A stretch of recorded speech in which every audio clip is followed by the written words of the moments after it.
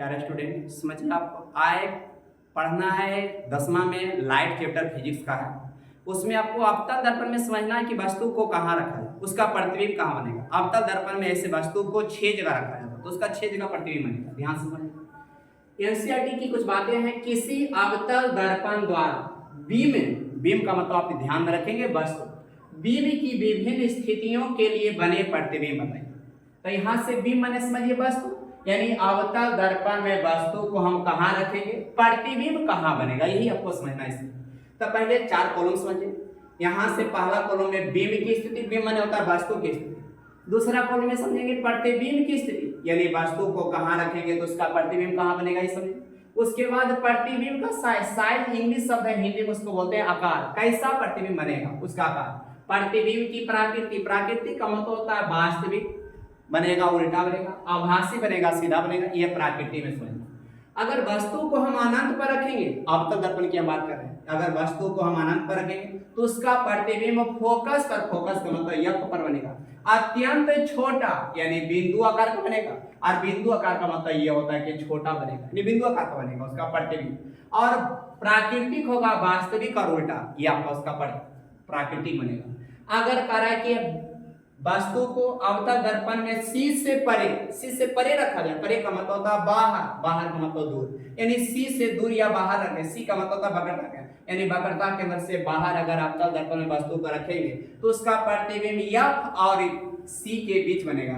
F का मतलब focus और सी का मतलब वक्रता केंद्र के बीच बनेगा। कारण जिसका आकार बनेगा, साइज बनेगा छोटा, वास्तविक और उल्टा बनेगा इसका प्राकृतिक। आगे समझिए। अगला तीसरा पॉइंट है, अगर C पर वस्तु को रखेंगे अवतल दर्पण में तो इसका प्रतिबिंब भी C पर बनेगा। C का मतलब होता है वक्रता केंद्र, यानी वस्तु को वक्रता केंद्र पर रखेंगे तो प्रतिबिंब भी बनेगा वक्रता केंद्र पर, लेकिन समान साइज को बनेगा। समान साइज बने जितना बड़ा वस्तु रहेगा उतने बड़ा बनेगा क्या चीज, प्रतिबिंब। समान बने होता बराबर, साइज बना होता कारण बराबर आकार का बनेगा। कारण कि आपका प्रतिबिंब की स्थिति क्या होगा, वास्तविक और उल्टा होगा प्रतिबिंब की स्थिति। उसके बाद आएंगे कारण चौथा नंबर, अगर C और F के बीच वस्तु को रखा जाए अवतल दर्पण में, C का मतलब ध्यान में रखेंगे वक्रता केंद्र और F का मतलब फोकस, यानी वस्तु को वक्रता केंद्र और F के बीच रखा जाए तो उसका प्रतिबिंब बनेगा C से परे, C से मतलब वक्रता केंद्र से बाहर बनेगा। कारण उसका कारण है कि प्रतिबिंब बनेगा आकार विवर्धित, विवर्धित का है, आवर्धित का है, एक मतलब बड़ा। विवर्धित का मतलब आप ध्यान में रखेंगे बड़ा होता है। कारण उसका प्राकृति बनेगा वास्तविक और उल्टा। अगर वस्तु को अवतल दर्पण में फोकस पर रखा जाए तो उसका प्रतिबिंब बनेगा अनंत पर। और कार्य क्या आपका कार्य का मतलब होता है फोकस और उसका प्रतिबिंब बनेगा अनंत पर। और उसका कार्य आकार बनेगा अत्यधिक, अत्यधिक माने बहुत बड़ा, कार्य की विवर्धित माने बड़ा, अत्यधिक माने बहुत ज्यादा, अविवर्धित माने बड़ा, यानी बहुत बड़ा बनेगा। कार्य प्राकृतिक, वास्तविक और उल्टा बनेगा। उसके बाद आएंगे, अगर अवतल दर्पण में वस्तु को P और F के बीच बने, P का मतलब याद रखेंगे ध्रुव और F का मतलब फोकस, यानी अवतल दर्पण में वस्तु को ध्रुव और फोकस के बीच रखा जाए तो उसका प्रतिबिंब बनेगा दर्पण के पीछे और कार्य विवर्धित बनेगा। विवर्धित का मतलब बड़ा बनेगा। और आभासी, आभासी कोई बोलते हैं काल्पनिक, यानी आभासी का एक नाम और है क्या चीज, काल्पनिक बनेगा। और सीधा बनेगा, यानी जो आपका काल्पनिक बनेगा वही होकर पीछे बनेगा क्या चीज, सीधा। इसी को आपको थोड़ा सा लॉजिक और ट्रिक से याद रखने का तरीका आपको थोड़ा सा बताते हैं। लॉजिक से याद रखने का ताकि आपको याद रहे, हम क्या लॉजिक बता रहे हैं कि अनंत और फोकस, यानी याद रखने का हम एक साथ थोड़ा सा ट्रिक बता रहे हैं ताकि आपको याद रहे। हम बोल रहे हैं अनंत नाम का कोई लड़का था और वो क्लास में क्या करता था, फोकस मारा करता था। यानी अनंत नाम का लड़का था और क्लास में फोकस मारा करता था। तो यानी आप याद रखेंगे जजा अनंत होगा होता फोकस और जजा फोकस होगा होता अनंत। तो आप सीधे याद रखिए कि अगर अनंत रहेगा तो फोकस और फोकस रहेगा तो अनंत। तो आप समझिए याद रखने का। हम बोले कि अनंत रहेगा तो उसका प्रतिबिंब बनेगा फोकस पर, तो देखिए अनंत है तो फोकस पर बना। और हम बोले अगर फोकस रहेगा तो वो आपका अनंत पर बनेगा। तो यहाँ से याद रखिएगा कि अगर अनंत नाम का लड़का वो क्या क्या करता था, फोकस मारा करता था, यानी फोकस मारा करता था कौन, तो आपका अनंत हो जाएगा। तो हम कहेंगे सीधे कि वस्तु को अगर अनंत पर रखेंगे तो उसका प्रतिबिंब बनेगा फोकस पर। और अगर करें कि वस्तु को ही फोकस पर रखेंगे तो उसका प्रतिबिंब बनेगा अनंत पर। और एक बात ध्यान रखेंगे, अगर कोई वस्तु को वक्रता केंद्र पर रखेंगे C पर तो उसका प्रतिबिंब भी बनेगा C पर, यानी C बराबर C याद रखेंगे, यानी प्रतिबिंब। यानी आपको याद रखना है कि अगर कोई वस्तु को वक्रता केंद्र पर रखा जाए तो उसका प्रतिबिंब वक्रता केंद्र पर बनेगा, यानी ये वक्रता केंद्र पर। और याद रखेंगे अगर कह रहा है कि आपका P और F के बीच रखा जाए, यानी ध्रुव और F के बीच रखा जाए, इसका प्रतिबिंब दर्पण के पीछे बनेगा। और यहाँ साथ रखेंगे C से परे माने वक्रता केंद्र से परे रखा जाए तो उसका प्रतिबिंब बनेगा F और C के बीच बनेगा, याद रखेंगे। और C और F के बीच बनेगा तो C से परे बनेगा, यानी C और F के बीच बनेगा तो C से परे C से बाहर बनेगा। अब इसी को देखेंगे आगे आपका, इसको और थोड़ा सा फिगर पर आप समझिए तो और ज्यादा होगा। फिगर पर भी देखिए आपको, यहाँ से फिगर पर आपको कैसे आएगा याद रखने का और शॉर्ट तरीका आ जाइए। फिगर पर आपको ध्यान से देखिए, फिगर में और इससे शॉर्ट याद रखिए, क्योंकि आपको ये ऑब्जेक्टिव में आपसे पूछा जाएगा और शॉर्ट में आप याद रखिए। तब फिगर सब समझ लीजिए। इसके बाद अब फिगर में हम क्या बता रहे हैं, ध्यान से समझिए। अवतल दर्पण की बात करें तो अवतल दर्पण होता है वह दर्पण जिसका परावर्तक पृष्ठ पिच का या धसा होता है, उसे अवतल दर्पण कहते हैं। ये पिच का या धसा है अवतल दर्पण, ये फिगर होता है अवतल दर्पण। इसको मान लीजिए कि आपका यम में से अवतल दर्पण है और ये ध्रुव कहलाता है। ध्रुव का आपका परिभाषा अगर बोलिएगा तो दर्पण के मध्य बिंदु को ही दर्पण को क्या कहते हैं, ध्रुव। और ये आपका कहलाता है प्रधान अक्ष। प्रधान अक्ष में ये हो जाएगा आपका मुख्य फोकस और ये हो जाएगा क्या चीज, मुख्य फोकस, और ये हो जाएगा वक्रता केंद्र, और ये हम मान लेते हैं क्या चीज, अनंत। तो वस्तु को हम बोले थे अवतल दर्पण में कितने जगह रखा जाता है, 6 जगह। तो देखिए वस्तु को कहाँ पर रखा, पहले बार वस्तु को तो हम रख रहे हैं कहाँ, अनंत पर। उसके बाद वस्तु को रख रहे हैं वक्रता केंद्र पर। वस्तु है सब समान साइज का होगा, ज्यादा बड़ा छोटा नहीं लेना, समान साइज का। और एक हम वस्तु को रख रहे हैं कहाँ, मुख्य फोकस पर। अभी 3 जगह वस्तु रखा है। वस्तु को अवतल दर्पण में रखे हैं अनंत पर, वक्रता सी मतलब वक्रता के या मतलब मुख्य फोकस, यानी 3 जगह रखे। 3 जगह और देखिए कहाँ रखा है, अनंत और वक्रता केंद्र के बीच रखा है। तो अनंत और वक्रता केंद्र के बीच रखा गया, इसी को हम कहते हैं वक्रता केंद्र से परे, इसी को हम बोलते हैं वक्रता केंद्र से परे। अब आइए अगला कह रहा है कि वक्रता केंद्र और मुख्य फोकस के बीच की वस्तु को रख रहे हैं। तो वक्रता केंद्र और मुख्य फोकस के बीच वस्तु, और एक वस्तु को हम रख रहे हैं ध्रुव और मुख्य फोकस के बीच। यही 6 जगह स्थिति हो गया। फिर से समझिए 6 जगह वस्तु कहाँ कहाँ रखा है। एक तो रखा है वस्तु अनंत पर, दूसरा रखा है अनंत और वक्रता केंद्र के बीच, जो किताबी भाषा में कहता है वक्रता केंद्र से परे।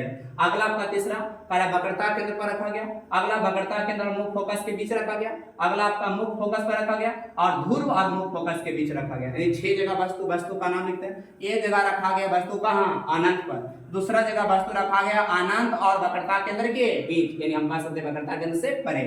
और आपका तीसरा जगह रखा गया वस्तु को कहाँ, वक्रता केंद्र पर। चौथा जगह रखा गया वस्तु को वक्रता केंद्र और मुख्य फोकस के बीच, और 5वां जगह रखा गया वस्तु मुख्य फोकस पर, यानी ये 5वां जगह। 6ठा जगह वस्तु रखा गया ध्रुव और मुख्य फोकस के बीच, ये 6 जगह हुआ। इसका प्रतिबिंब आप समझिए कैसे बनेगा। इसका प्रतिबिंब इधर से 1 2 3 4 5 6, यहाँ से छोड़कर यहाँ से काउंटिंग करना, यहाँ से आपका करना उल्टा 1, तो यहाँ से हो जाएगा 1 आपका, ये मुख्य फोकस है। अगर आपका ये काउंटिंग करना, उसके बाद ये आपका क्या है, ये आपका हो जाएगा आपका 2, उसके बाद ये काउंटिंग करना है आपका 3 हो जाएगा, इसके बाद ये काउंटिंग करना है 3, यहाँ से हो जाएगा 3, उसके बाद ये काउंटिंग करना है 4, तो ये हो जाएगा 4, और ये काउंटिंग करना है फिर आपका 5, और फिर यहाँ काउंटिंग करना है कितना 6, ये आपका 6 याद रखना, ये हो जाएगा 6। तो यहाँ से आपका हो जाएगा ये 6। तो आपका ध्यान से फिर समझिए 1 2 3 4 5 6, ये वस्तु हो गया। कहाँ कहाँ रखा गया, प्रतिबिंब लिखने का तरीका यहाँ से छोड़कर उल्टा सीधा लिखने चलाइए,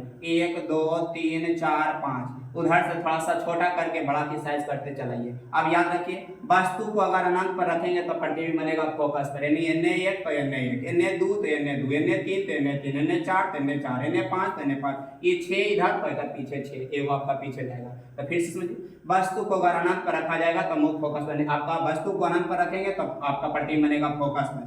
और वस्तु को अगर हम रखेंगे अनंत और वक्रता केंद्र के बीच, यानी आपका इसी है वक्रता केंद्र के बीच, तो प्रतिबिंब बनेगा आपका मुख्य फोकस और वक्रता केंद्र के बीच। अगर वस्तु को आपका वक्रता केंद्र पर रखेंगे तो वस्तु का प्रतिबिंब बनेगा वक्रता केंद्र पर। अगर वस्तु को वक्रता केंद्र और मुख्य फोकस के बीच रखेंगे तो प्रतिबिंब बनेगा मुख्य फोकस और वक्रता केंद्र के बीच। अगर वस्तु को मुख्य फोकस पर रखा जाए तो इसका प्रतिबिंब बनेगा अनंत पर। और अगर वस्तु को कार्य ध्रुव और मुख्य फोकस के बीच रखेंगे तो कार्य दर्पण के पीछे बनेगा, सीधा बनेगा, आभासी बनेगा और बड़ा बनेगा। तो यहाँ से आपका लिख देते हैं, ये दोनों बनेगा छोटा, यानी प्रतिबिंब जो बनेगा ये दोनों क्या बनेगा, छोटा। छोटा भी ये बहुत छोटा और ये छोटा, और ये बनेगा समान साइज का, समान साइज का मतलब जितना बड़ा वस्तु उतने बड़ा बनेगा क्या चीज प्रतिबिंब। कहाँ केंद्र आपका वक्रता केंद्र बराबर वक्रता केंद्र, यानी वक्रता केंद्र पर समान साइज का बनता है, इसलिए लिखेंगे समान साइज। समान साइज का मतलब होता है बराबर, यानी जितना बड़ा, और ये दोनों बनेगा क्या चीज बड़ा, तो याद रखेंगे आपका ये दोनों होगा छोटा, इस समान साइज का ही बराबर, और ये पांचों के पांचों होगा प्राकृतिक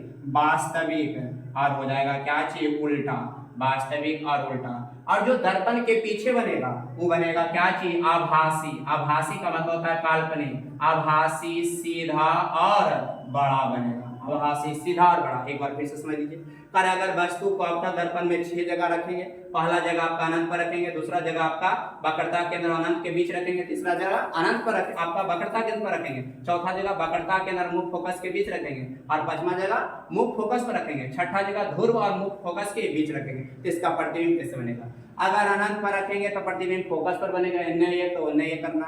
फिर आपका वक्रता केंद्र और अनंत के बीच रखना, इधर 2 नंबर देखना है, मुख्य फोकस और वक्रता केंद्र के बीच बनेगा। अगर वक्रता केंद्र पर बनेगा तो प्रतिबिंब वक्रता केंद्र पर बनेगा और समान साइज का बनेगा। अगर आपका वक्रता केंद्र मुख्य फोकस के बीच बनता है तो प्रतिबिंब अनंत और वक्रता केंद्र के बीच बनेगा। अगर मुख्य फोकस पर वस्तु को रखा जाता है तो प्रतिबिंब अनंत पर बनता है। अगर ध्रुव और मुख्य फोकस के बीच रखेगा तो प्रतिबिंब दर्पण के पीछे आभासी सीधा और बड़ा बनेगा। आभासी का मतलब होता है काल्पनिक। यही आपका हो गया, और इसका प्राकृतिक क्या रखेगा वास्तविक और उल्टा, जो कि होता है आभासी और सीधा और बड़ा बनता है। यही तक रहने देते, उत्तर दर्पण नेक्स्ट वीडियो में हम आएंगे।